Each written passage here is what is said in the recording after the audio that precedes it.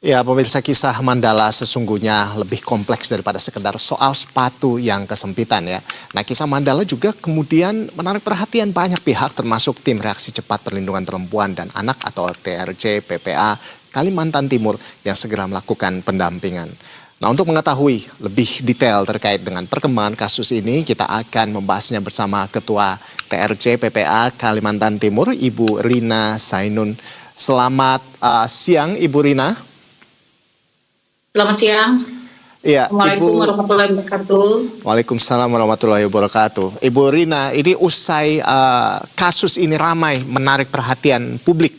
Tim TRC PPA, Kaltim ini juga segera turun tangan begitu ya untuk memberi pendampingan. Nah, bisa dijelaskan fakta dan kronologi terjadinya kasus ini, Ibu Rina, silakan. Ya, di tanggal 25 pagi itu saya dihubungi oleh salah satu komite di SMK 4. Beliau menyatakan bahwasanya ini ada anak yang meninggal dunia, jenazahnya disolatkan di sekolah gitu. Hingga memicu kecurigaan dari salah satu komite tersebut. Nah, akhirnya beliau mengajak saya lah untuk mendatangin rumah almarhum, kemudian datang ke sana. Saya lebih dulu bertanya kepada tetangga, menanyakan kebenarannya apakah benar ada anak yang meninggal, kemudian disolatkan jenazahnya di sekolah. Katanya ada, benar. Kenapa? Saya tanyakan, oh itu karena rumahnya kecil Bu, gitu, tidak cukup. Kemudian ibu tersebut juga tidak ikut rukun kematian, infonya seperti itu. Nah, akhirnya kami datanglah ke rumahnya Ibu Mandala, bertemu, kami bersilaturahmi, membawakan sembako juga. Nah, dari situ muncullah cerita kronologi awal karena sepatu itu tadi. Berawal faktor pemicunya itu adalah sepatu. Ya. Nah,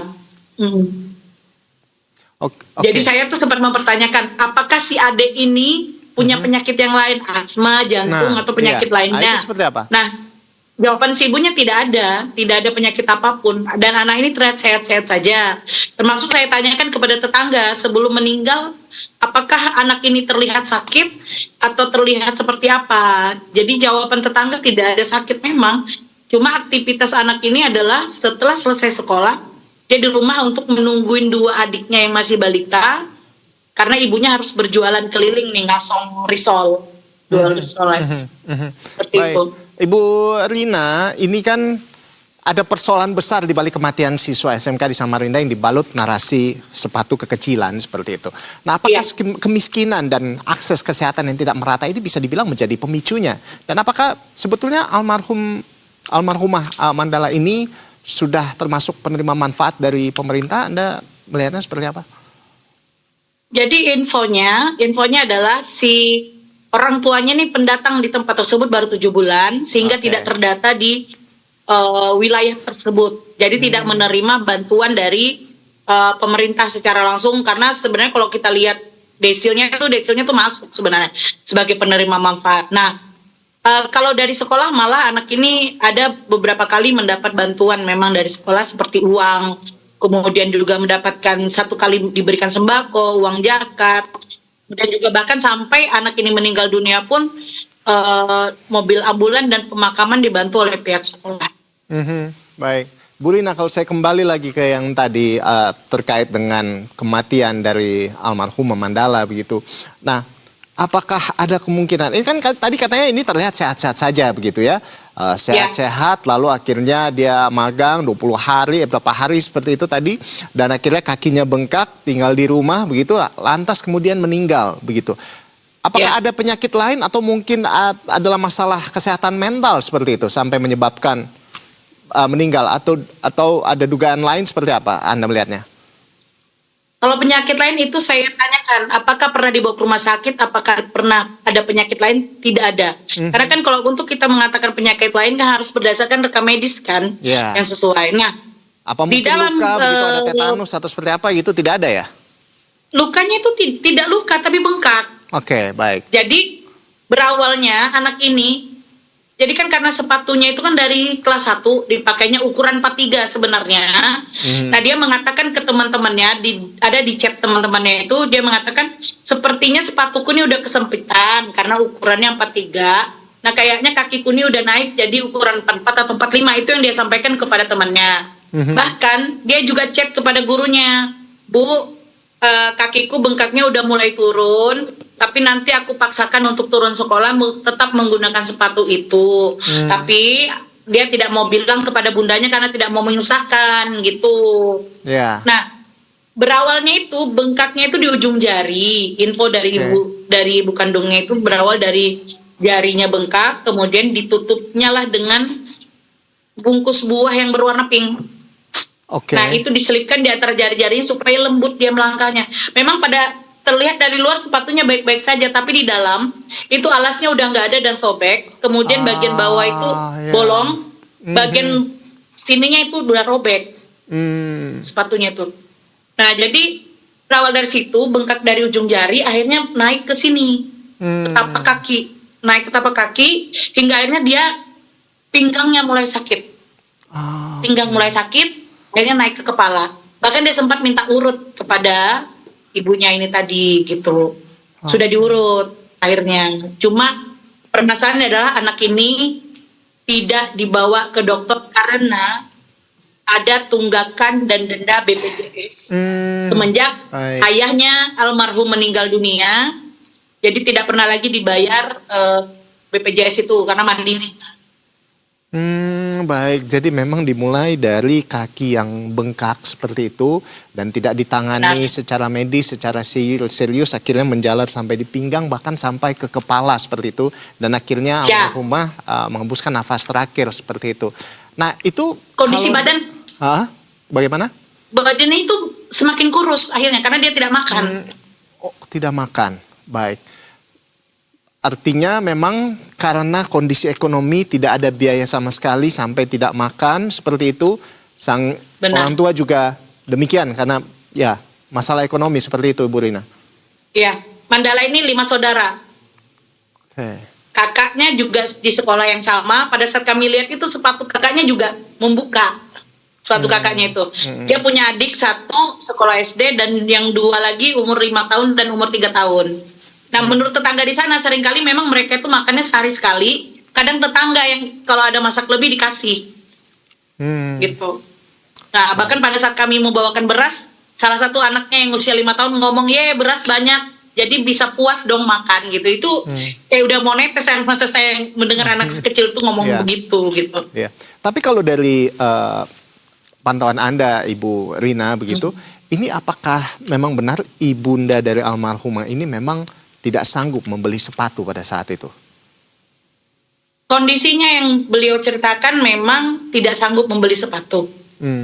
Namun infonya beliau ini ada mendapatkan, si Mandala ini almarhum pernah chat gurunya untuk meminjam sejumlah uang.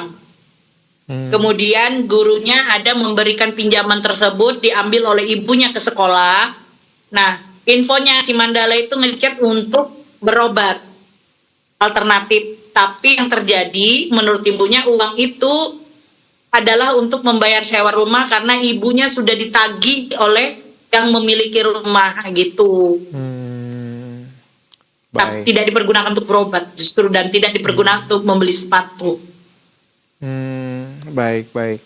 Nah, berarti kalau Anda sendiri melihat bahwa pemerintah setempat pada saat itu sama sekali tidak tahu tentang kondisi ini begitu, Bu? Tidak tahu.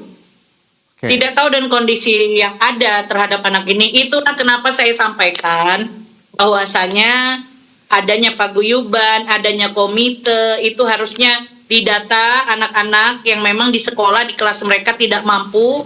Saat ini kan di Kalimantan Timur ada program gratis pol yang digunakan untuk anak-anak kelas 1, yang saat ini anak kelas 1 yang dapat seragam dan sepatu gratis. Nah, maksud saya dari sekolah juga memberikan data anak-anak yang tidak benar-benar tidak mampu dari kelas 2 dan kelas 3 untuk bisa mendapatkan manfaat dari program yang ada gitu.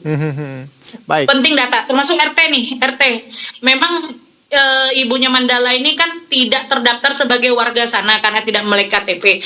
Nah, harusnya RT juga mendata warga yang memiliki KTP setempat dan warga yang tidak memiliki KTP setempat agar bisa terdata keluarga mana saja yang benar-benar tidak mampu itu dilaporkan ke kelurahan agar pada saat ada bantuan PKH atau bantuan apa itu pemerintah bisa memberikan dan menyalurkan kepada orang yang tepat gitu. Negara harus hadir pada saat ada anak-anak yang berjuang untuk pendidikannya tapi terbatas oleh faktor ekonomi. Sangat banyak. Mandala ini bukan satu-satunya, tapi salah satu anak yang tersorot saat ini.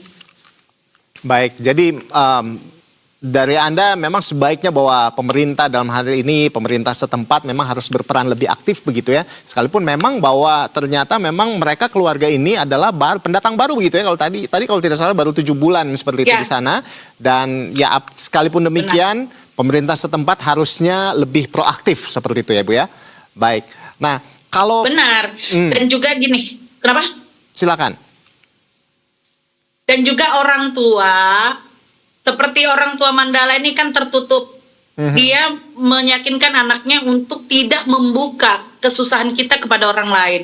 Ini juga salah gitu loh. Harusnya orang tua juga menyampaikan apa sih kekurangan yang ada di rumah terhadap pihak sekolah. Sehingga pihak sekolah juga bisa membantu lebih baik lagi agar anak ini bisa fokus pada sekolahnya gitu.